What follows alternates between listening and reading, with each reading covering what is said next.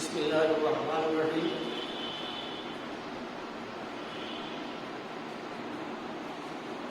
আমি মোহাম্মদ মফিজুর রহমান নিজামী, সিনিয়র শিক্ষক, Comilla model high school, Comilla.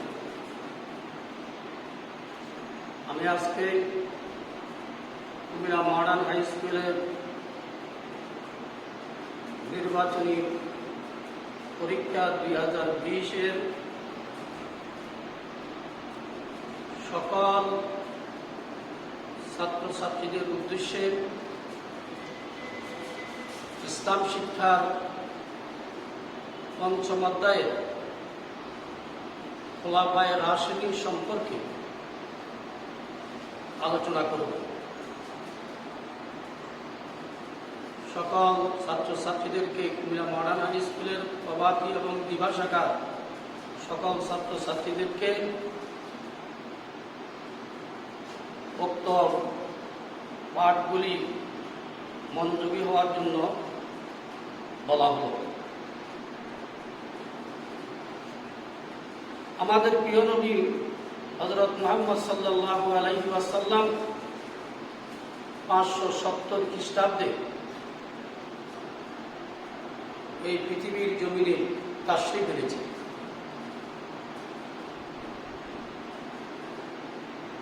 উনি 40 বছরের সময় 40 বছর বয়সে নবুয়ত প্রাপ্ত হন এবং ওনার মক্কি জীবন 13 বছর, মাদানী জীবন 10 বছর, অর্থাৎ 63 বছর বয়সে তিনি দুনিয়ার জমিন থেকে বিদায় গ্রহণ করেন, ইন্তেকাল শরীফ হন। অতঃপর রাসূলুল্লাহ সাল্লাল্লাহু আলাইহি ওয়াসাল্লামের বিদায়ের পরে এই পৃথিবীতে যারা শাসন করেছিলেন সেই হুজুরের খোলাফায়ে রাশিদিন। খোলাফায়ে রাশিদিন শব্দের অর্থ হল রাসূল সাল্লাল্লাহু আলাইহি ওয়াসাল্লামের উত্তরাধিকারীর মধ্যে খলিফা, প্রতিনিধি যারা করেছেন তন্মধ্যে হযরত আবু বকর সিদ্দিক রাদিয়াল্লাহু তাআলা আনহু, হযরত উমর ফারুক রাদিয়াল্লাহু তাআলা আনহু, হযরত উসমান বিন নুরাইন রাদিয়াল্লাহু তাআলা আনহু এবং হযরত আলী রাদিয়াল্লাহু তাআলা আনহু। প্রিয় ছাত্রছাত্রীরা, ইসলামের প্রথম এই 4 জন খলিফাকে খোলাফায়ে রাশিদিন বলা হয়। হুজুর সাল্লাল্লাহু আলাইহি ওয়াসাল্লামের ইন্তেকালের শরীফের পরে ইসলামের প্রথম খলিফা হযরত আবু বকর সিদ্দিক রাদিয়াল্লাহু তাআলা আনহু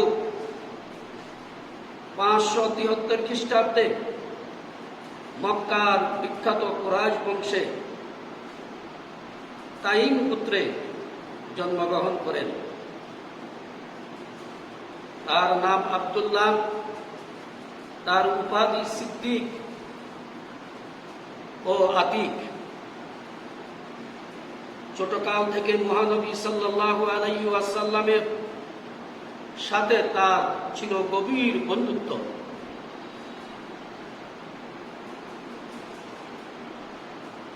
সেজন্য করে তিনি 34 বছর বয়সে ইসলাম গ্রহণ করেন। মহানবী সাল্লাল্লাহু আলাইহি ওয়াসাল্লামের বিদায়ের পর খোলাফায়ে রাশিদিনের মধ্যে প্রথম খলিফা দায়িত্ব উনি গ্রহণ করেন এবং কোরআন এবং সুন্নাহ ভিত্তিক তিনি শাসন করেছিলেন। জনতার উদ্দেশ্যে তিনি বলেছিলেন, হে আমার ভাইয়েরা, যতদিন আমি আল্লাহ ও তার রাসূল সাল্লাল্লাহু আলাইহি সাল্লামের অনুসরণ করি, ততদিন তোমরা আমার অনুসরণ করবে এবং আমাকে সাহায্য করবে। আর ভুল পথে চললে তোমরা আমার সাথে আমাকে তোমরা সংশোধন করে দিবে। তোমাদের মধ্যে যারা দুর্বল,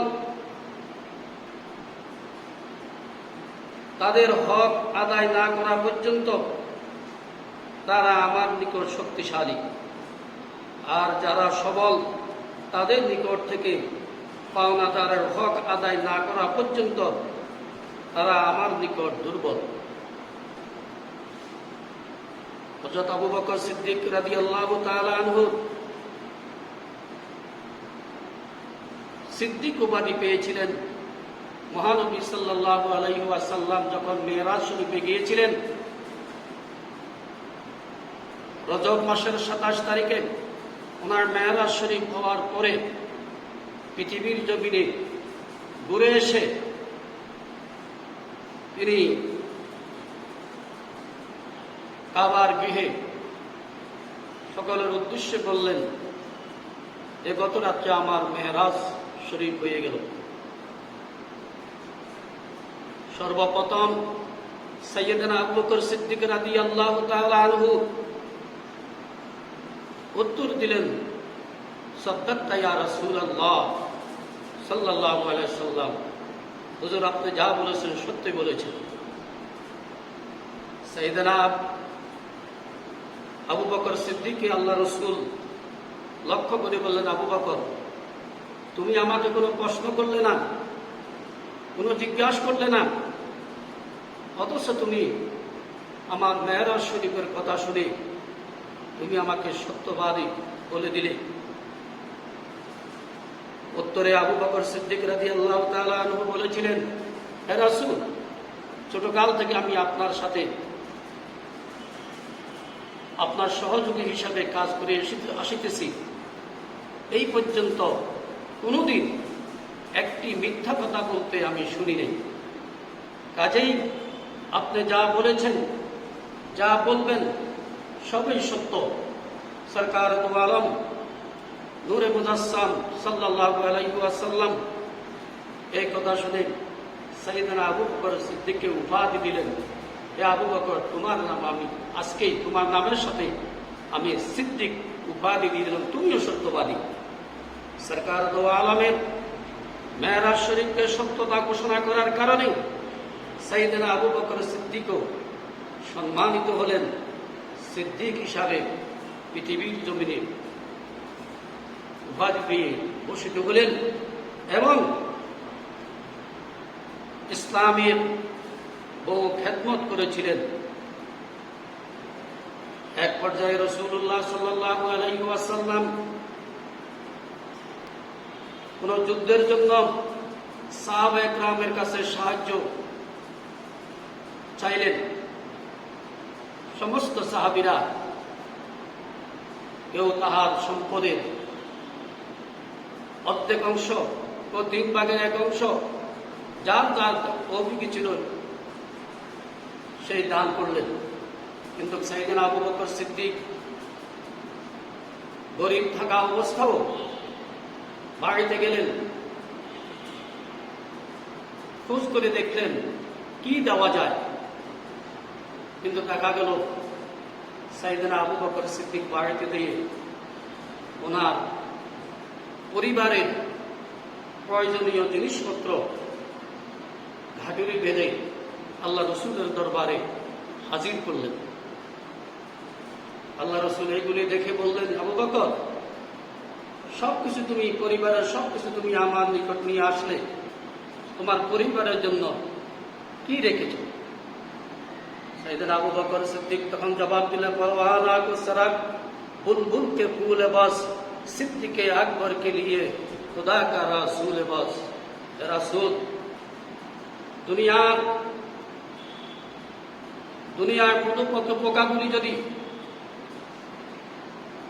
ফুলের বাগান পায়, ফুল থেকে তারা মধু সংগ্রহ করে।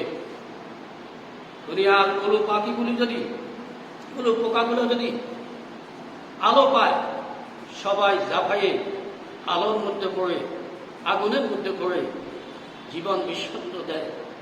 আর আমি আবু বকর সিদ্দিক আমার পরিবারের জন্য কিছুই রেখে নেই, আল্লাহ রসুলের জন্য আমার সমস্ত বস্তু দান করতে আমি প্রস্তুত, এবং আমি নিজেও নিজের জীবনকে আল্লাহ রসুলের নামে বিলীন করতে প্রস্তুত রয়েছি।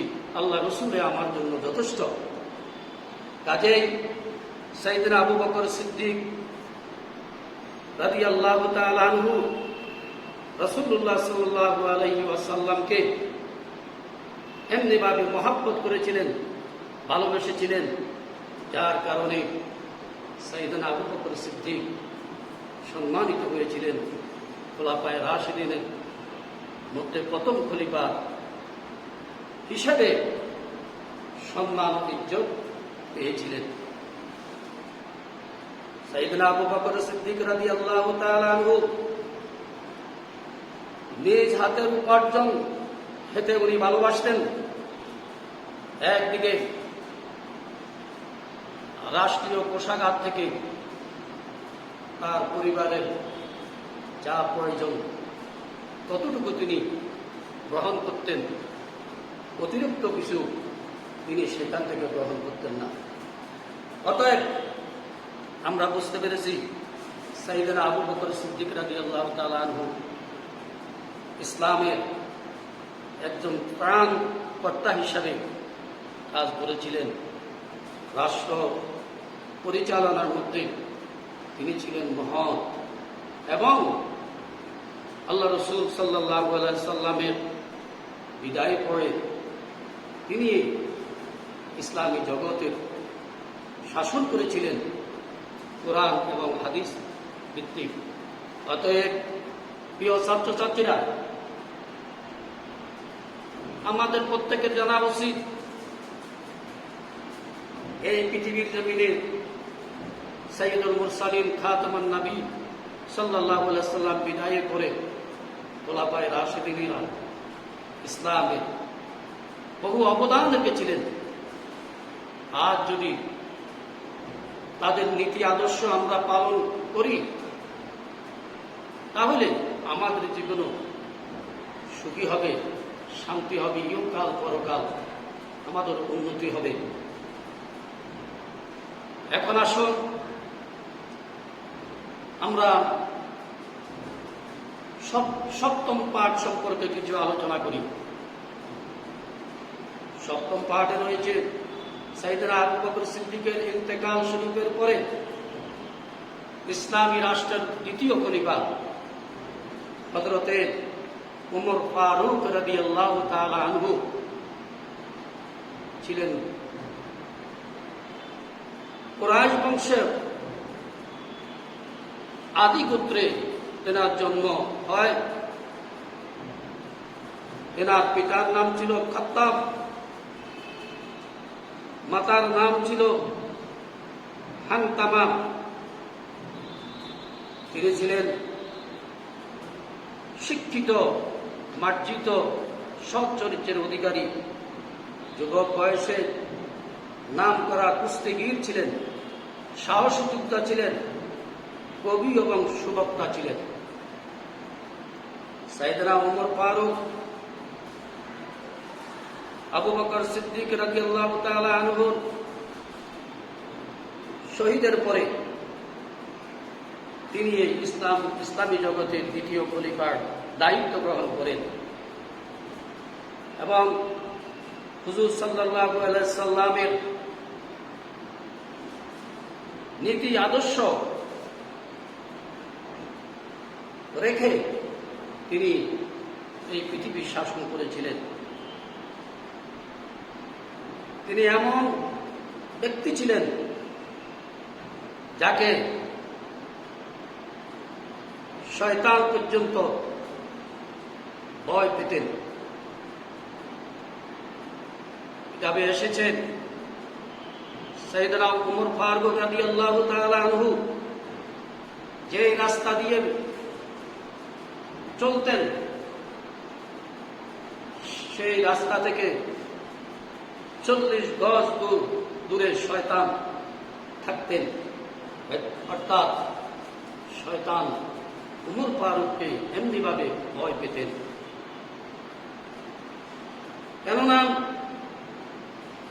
তারা ছিল নবী সাল্লাল্লাহু আলাইহি ওয়াসাল্লামের নীতি আদর্শ পালনকারী। ইসলামী জগতে অর্ধ পৃথিবী তারা শাসন করেছিলেন। সাইয়েদনা উমর ফারুক রাদিয়াল্লাহু তাআলা আনহু 583 খ্রিস্টাব্দে এই পৃথিবীর জমিনে জন্মগ্রহণ করেন।